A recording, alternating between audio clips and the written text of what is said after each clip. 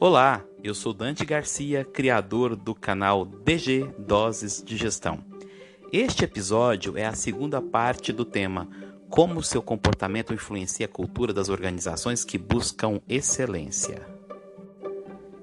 Vamos então falar de algo muito interessante, que é um conceito sobre viés.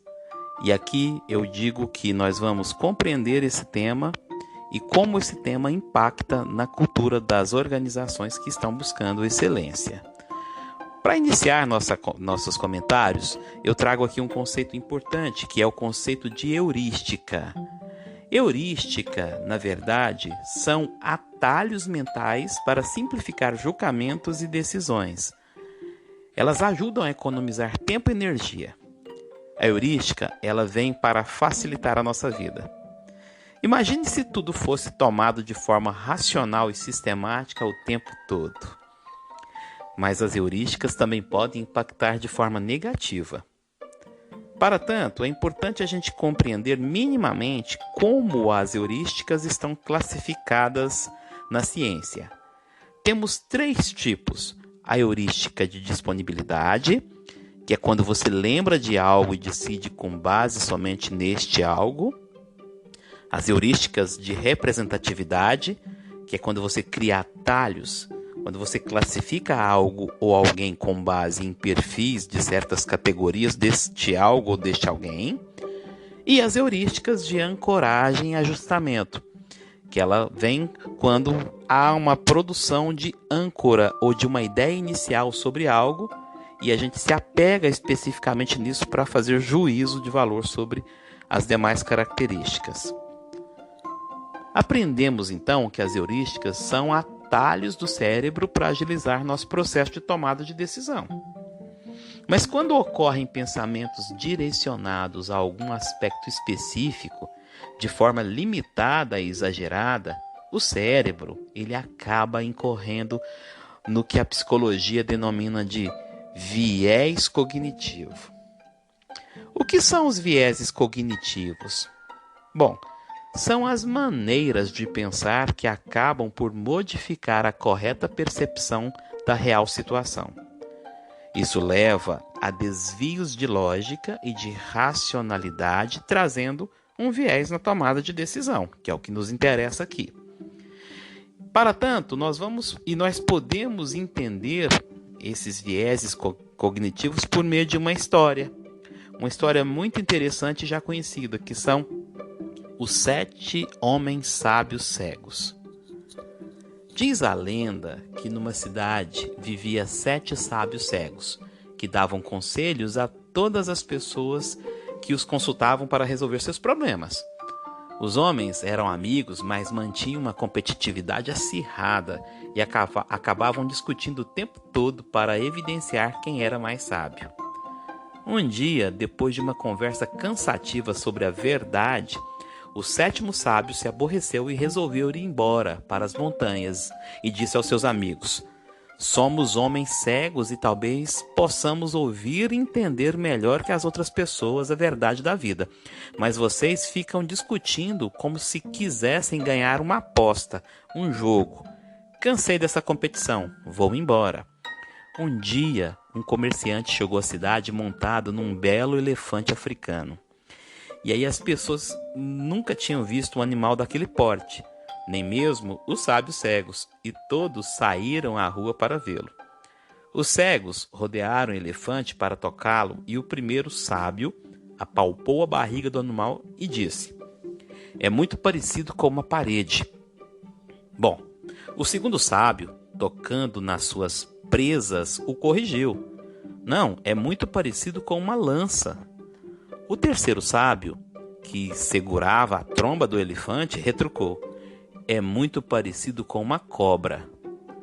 A mão do quarto sábio acariciava o joelho do elefante e o sábio contestou: "É muito parecido com uma árvore." O quinto sábio gritou, quando mexia nas orelhas do elefante: "É muito parecido com um abano." O sexto sábio, irritado, rebateu: "Todos vocês estão errados. O elefante é muito parecido com uma corda." disse, tocando a pequena cauda do elefante. E os Alvoroçados, os 6 sábios ficaram ali discutindo, até que o 7º sábio cego, descendo das montanhas, apareceu conduzido por uma criança. Ao ouvir a contenda, pediu ao menino que desenhasse no chão a figura do elefante. Quando ele tateou os contornos do desenho, percebeu que todos os sábios estavam certos e iludidos ao mesmo tempo. Ele agradeceu ao menino e afirmou: é assim que os homens se comportam perante a verdade. Pegam apenas uma parte, pensam que é o todo e continuam tolos. Essa é uma história adaptada de Heloísa Prieto e foi publicada na exposição fotográfica Visões da Ciência na 4ª edição. E eu trago aqui, na visão de Júlio Paulillo, quais são os principais vieses cognitivos. Ele colacionou as principais publicações e eu achei interessante trazer aqui os 10 principais vieses. O primeiro viés é do ator-observador. Bom, basicamente, tendemos a ser mais rigorosos com os julgamentos que fazemos ao observar o comportamento de outras pessoas que ao julgar nosso próprio comportamento. Ou seja, eu sempre tendo a me projetar no outro, né? Isso é muito interessante. O segundo viés é o viés da ancoragem. É aquela ideia traduzida numa frase que é: a primeira impressão é que fica.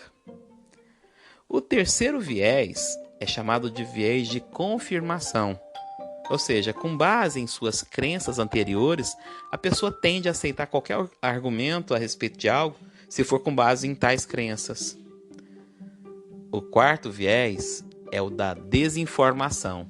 Ocorre quando as pessoas tentam se lembrar de um evento anterior e, ao fazê-lo, criam falsas memórias ou acrescentam detalhes inexistentes e acabam fazendo um julgamento deturpado acerca da verdade.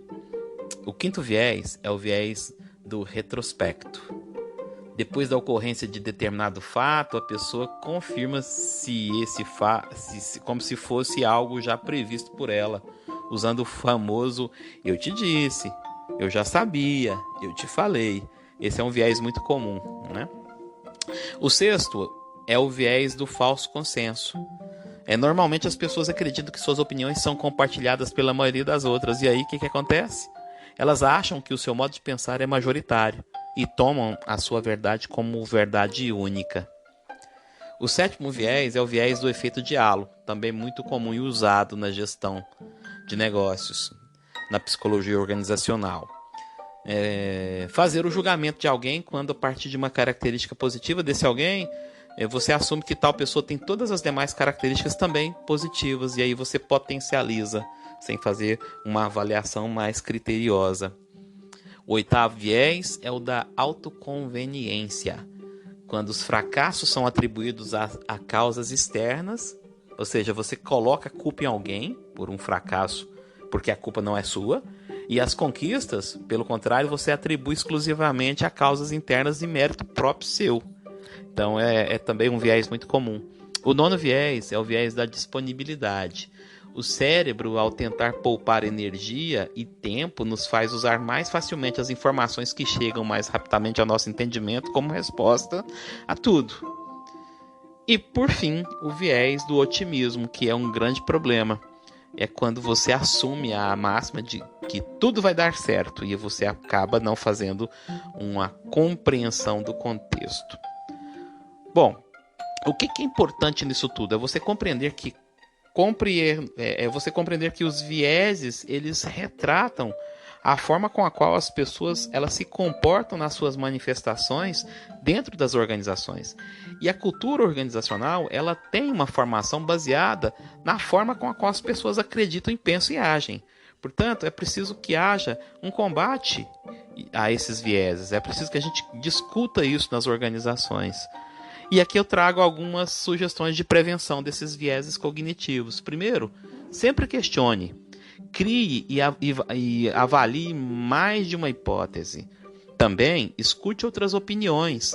Leve em consideração a frase atribuída ao escritor Nelson Rodrigues, né? Toda unanimidade é burra. Portanto, tenha pessoas ao seu redor com senso crítico apurado e analise os outros pontos de vista dessas pessoas. Uma forma de você poder trazer a verdade à tona. Também, utilize dados concretos. Não tome decisões baseadas em achismos. Leve em consideração pesquisas, análises, dados, parâmetros, ou seja, a informação que gerou o conhecimento que te permite a tomada de decisão com mais assertividade. E também seja insurgente, não tenha medo da inovação. É melhor correr o risco para buscar a verdade do que você cair na cilada de um viés, assumindo a facilidade que ele traz, no sentido de você ter uma verdade absoluta. Bom, como percebemos, a cultura e o comportamento dos talentos nas organizações, ela afeta diretamente na excelência do que será entregue. E é por esse motivo que, se você deseja transformar a cultura do seu negócio, ou se sente comprometido como um colaborador, ou mesmo como um líder para fazer isso na sua empresa, trate de atuar amparado no fortalecimento dos pilares que aqui eu demonstrei e também na parte 1, né, desses episódios, sempre buscando dados, informação, conhecimento e principalmente compreendendo a forma de mitigar as heurísticas e os vieses cognitivos que contribuem com o não sucesso. Na verdade, busque transformar a cultura pela verdade, que o sucesso e a verdade juntos farão com que nós tenhamos uma cultura organizacional desenvolvida, ou seja, transformada e orientada para a excelência. Se você gostou desse assunto, conte a alguém, curta meu canal, envie seus comentários e compartilhe com seus contatos pelas redes sociais. Você me encontra nas principais plataformas de podcast, tanto para Android quanto para iOS. Muito obrigado e até a próxima.